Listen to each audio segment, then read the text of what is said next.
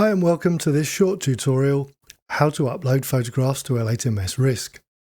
To keep this guide short, I've started logged in and with a risk assessment open. This tutorial is for uploading photographs using the web platform, although it also covers editing of photos that have been uploaded via the mobile risk assessment app.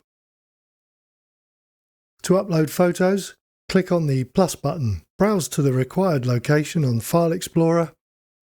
Select the file. Multi-selection is possible, but we suggest not uploading more than 5 pictures at a time to avoid any timeout issues.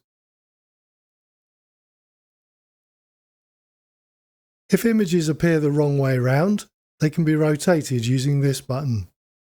Click the Edit button to alter the picture order number, title, risk rating, and add a description. By the way, I use Grammarly on my browser, which helps to avoid typos. Save the changes. I also want to cover a great time-saving tool that allows you to add the text from your survey recommendations to the picture.